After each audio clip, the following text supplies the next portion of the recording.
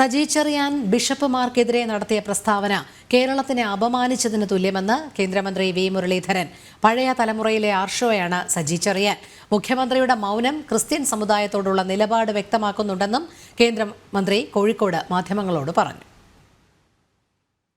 കേരളത്തിലെ ഒരു സമുദായത്തെ അടച്ചാക്ഷേപിച്ചുകൊണ്ട് സംസ്ഥാനത്തിന്റെ ഭരണം കൈയാളുന്ന ഒരു മന്ത്രി ഈ തരത്തിലുള്ള പ്രസ്താവനകൾ നടത്തുന്നത് ഒരുപക്ഷെ സജി ചെറിയാന്റെ ചരിത്രം പരിശോധിക്കുന്നവർക്ക് അത്ഭുതമുണ്ടാവില്ലെങ്കിലും കേരളത്തിലെ ജനങ്ങളെ സംബന്ധിച്ചിടത്തോളം അങ്ങേയറ്റം അധിക്ഷേപകരമായിട്ടുള്ള പരാമർശങ്ങളാണ് നടത്തിയിട്ടുള്ളത്. പ്രധാനമന്ത്രിയുടെ വിരുന്നിന് പോയതിനെ ആക്ഷേപിക്കുന്ന സജി ചെറിയാൻ, സകല അരമനയും കയറി നിരങ്ങുന്ന സജി ചെറിയാൻ അത് ആക്ഷേപിക്കുമ്പോൾ തോന്നുന്നത് ഒരു സിനിമാ ഡയലോഗാണ്. എന്ത് പ്രഹസനമാണ് സജി.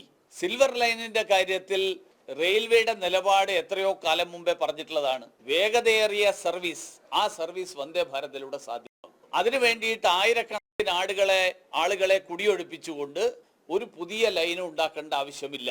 ഒരു കേരളിനും കേന്ദ്ര സർക്കാരിൽ ആരുടെ ഭാഗത്തും അതിലൊരു താല്പര്യമില്ല. കാരണം കേരളത്തിലെ ജനങ്ങളെ കുടിയൊഴിപ്പിച്ചുകൊണ്ട് ഒരു പുതിയ റെയിലും കൊണ്ടുവരാൻ കേന്ദ്ര സർക്കാരിന് താല്പര്യമില്ല.